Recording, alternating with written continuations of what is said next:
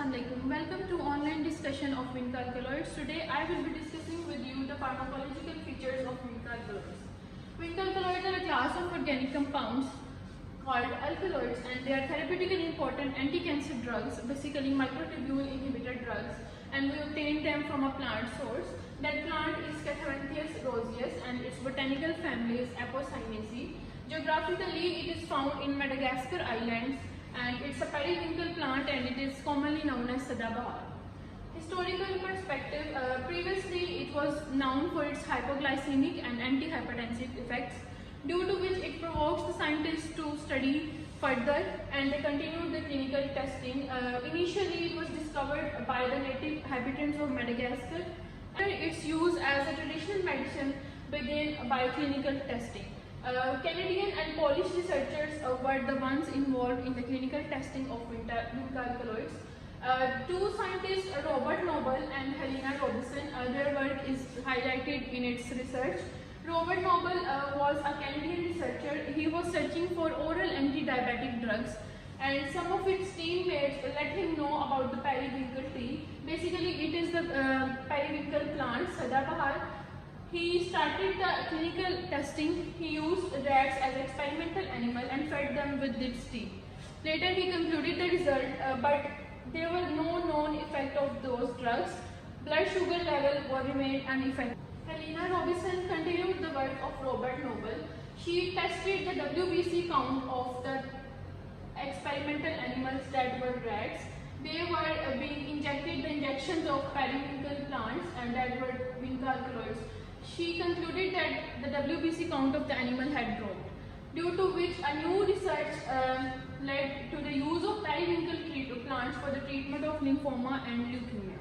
The naturally occurring derivatives of Vinca alkaloids, Vincristine and Vinblastine, are in common use for cancer treatment, and they are administered by IV route, and they are available in the following brands: Oncovin, Cytoblastine, Vinblastine sulfate injection, and Vinorelbine and Alkaban are the US recognized brands. Next, moving towards the structure and chemistry of Vinca alkaloids. Basically, they are alkaloids in nature, and their general structure I have drawn here. From their clinical testing and experimental research, they discovered two naturally occurring Vinca alkaloids that were Vincristine and Vinblastine. Later, they isolated them by using large-scale screening technique and chromatography. Next, discussing the types of Vinca alkaloids, they are basically categorized into two categories: naturally occurring and synthetic derivatives. Naturally occurring are Vincristine and Vinblastine. Synthetic derivatives are Vindesine, vinorelbine and vinflunine. Here you can see their structure is divided into two parts: Catharanthus nucleus and Vindolene nucleus. An indole ring is common in both of them, Vinblastine and Vincristine. Structurally, they are similar, but they differ from the R groups, that are the alkyl groups. In Vinblastine, the R1 is a methyl group, and in Vincristine, it is an aldehyde group. Now, I would be discussing with you the mechanism of action, so we can understand that how they perform their anti-cancer activity. They are microtubule inhibitor drugs. Microtubules are basically utilized in the formation of spindle, and they are involved in the separation of chromosomes during the mitosis. In metaphase phase of mitosis, the tubulin molecules stack together by the process of polymerization and they form microtubules, which later convert into spindle and involved in the separation of chromosomes. In this phase of mitosis, what happens that the tubulin molecules are stacked and they polymerize to form mitotic spindle that is involved in anaphase in the separation of chromosomes. Tubulin are made up of alpha and beta subunits. They have two ends, negative and positive. The positive end is the growing end, where the elongation happens. This was all about the normal mitosis. Now let me tell you that how these drugs broke the process of mitosis and stop the cell growth. Vinca alkaloids, they bind to the alpha and beta subunits of tubulin dimers, and they stop their elongation at the positive end, due to which they cannot polymerize to form the stack and to form the mitotic spindle. The cell cannot progress to the anaphase. It is stopped in the metaphase, and ultimately, due to the dissolution of mitotic spindle, that leads to the cell death. As I have discussed with you the general mechanism of action of Vinca alkaloids. Now I will continue with the pharmacodynamics. Pharmacodynamics basically refers to the effects of drugs on the body. In order to understand the pharmacodynamics of Vincristine and Vinblastine, first we have to understand the property of cancer cells, that is that they are rapidly dividing and fastly growing. Normal cells are not rapidly dividing. Rapidly dividing cancer cells actually damage the healthy cell tissues. They spread to the healthy cell tissues and destroy them, due to which a tumor is formed. So how the Vinca alkaloids or anti-neoplastic agents, Vincristine and Vinblastine, inhibit the rapid division of cancer cells? They actually inhibit the microtubules. As I have described in the mechanism of action, that microtubules are required for the formation of spindle, and when there is no formation of microtubules, then no cell division will prolong. So when there are no microtubules available for the formation of spindle and for the separation of chromosomes, the cell do not continue the division. It is stopped in the metaphase, and in this way these alkaloids inhibit the division of cells. Along with this, there are other recognized effects of Vinca alkaloids. Basically, different tissue culture studies and researches have proved that they also exhibit some other effects. So, other effects are actually they inhibit the metabolic pathways and also affects different processes in cell energy production that are required for mitosis. They utilize every way to cause the cell death. They inhibit the basic metabolic pathways that are required for the normal functioning of cell, glutamic acid pathway, citric acid, urea cycle, and furthermore they also interfere with the nucleic acid. Continuing with the pharmacokinetics of Vinca alkaloids, pharmacokinetics is basically what the body does to the drugs, how it is metabolized and eliminated from the body. It involves the four basic steps: absorption, distribution, metabolism and elimination. Vincristine and Vinblastine are not absorbed orally due to their incomplete and variable absorption, so they are not given orally, they are given by IV. Their distribution is extensive because they have high plasma protein binding rates, and due to which they are extensively distributed to tissues and peripheral blood elements. Volume of distribution of Vincristine is 1.3 liters per kg and that of Vinblastine is 27.3 liters per kg. They poorly cross the blood-brain barrier in therapeutic concentrations, but in high concentration they can cross the blood-brain barrier.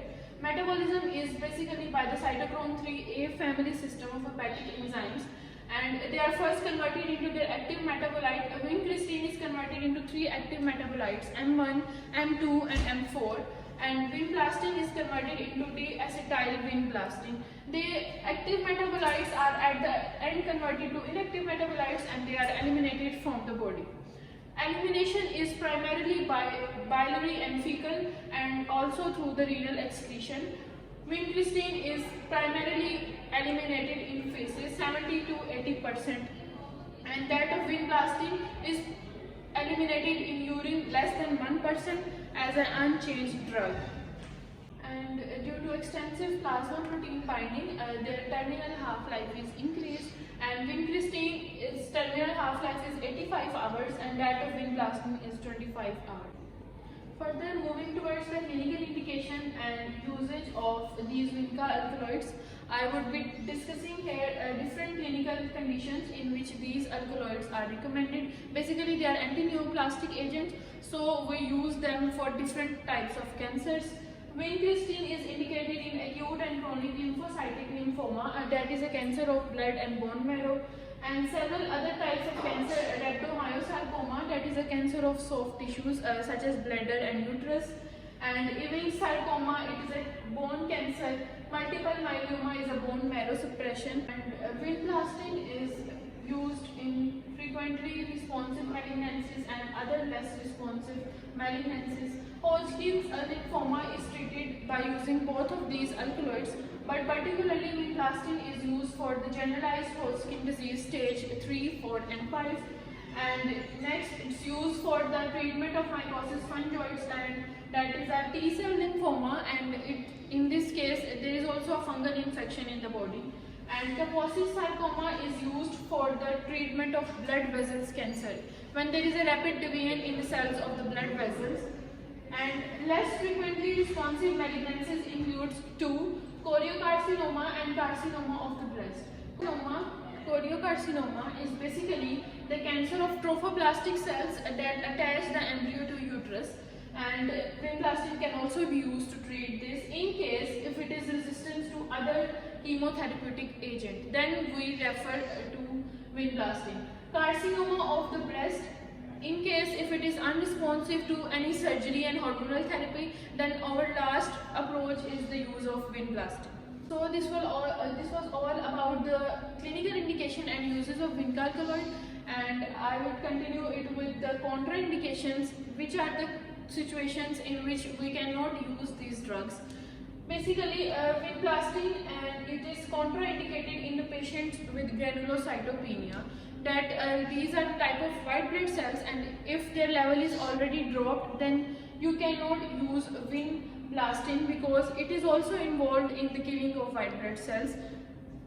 Next is the presence of bacterial infection. Your body's immunity is already weak, and if you continue using these agents, they can suppress your immunity more.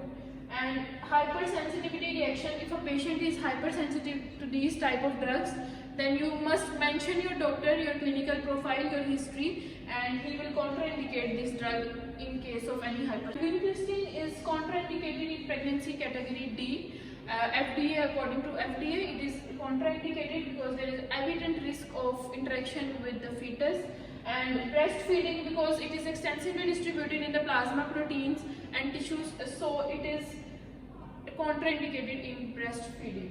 Vaccinations and in patients with immunosuppressions. Basically, vaccination, if you these drugs actually make your immunity weak. So in case if you are taking any type of active immunization in the form of vaccination, then the body can adversely respond to these vaccinations because the immunity and the immunity producing cells are already weak and low in number. Next, we will discuss the drug-drug interactions, and the Vinca alkaloids interact with the following types of drugs. These drugs whether inhibit their metabolism or increase their excretion. These drugs are particularly the antifungal agent ketoconazole and itraconazole, and all those drugs that inhibit the cytochrome 3A4 enzymes they interact with the metabolism of microtubule inhibitor drugs. So these drugs actually inhibit the level of cytochrome enzymes, and in turn their serum concentration is increased, due to which it can lead to toxicity. Food interactions involve the use of grapefruit juice. It is inhibited, it interacts with the cytochrome enzyme and decreases their level, in turn increases serum concentration of Vinca alkaloids. So next is the dose and administration. They are actually administered via the intravenous route, and they are administered once every 7 days. This is a basic regime for their administration, but dose and the time of administration can be varied according to the type of disease and according to the type of cancer which we are treating, and the dose is selected according to the body surface area and body mass index of a person. Syringes are not used for their administration, they are instead administered by the IV infusion in the form of mini pack technique, and they are infused with different compatible IV solutions such as normal saline. These drugs produce the following drug reaction that are the side effects of these drugs. Those adverse effects can be related to hematology, dermatological and neurological side effects. Hematological side effects involve leukopenia, anemia and thrombocytopenia. And GIT ileus is the most common side effects, in which there is a lack of contraction of intestine muscles. And alopecia is the most common side effect of all anti-cancer effect, and also that of the Vinca alkaloids. Moving towards the overdose and toxicity, in case if there is the toxicity of these drugs, how can we treat them and how the toxicity happens. Any dose that is greater than the recommended dose is the toxic dose. And how to manage the toxicity, basically there is no antidote available for these drugs. Only what we can do, that we can overcome their side effects by using some supportive measures. For example, in case of ileus, we can prevent the normal contraction of intestine muscles we can use the drugs that are used for the treatment of EBS. And as we know that there are also cardiovascular side effects of these drugs, that are hypertension and coronary ischemia. So by monitoring the cardiovascular system on daily basis and by doing different blood tests and measuring the blood cell count, we can overcome the toxicity of these drugs. And at last, there are some warnings to use these drugs. They are administered only by the intravenous route. No other route is recommended for their administration. So this was all about the Vinca alkaloids. Thank you so much for listening.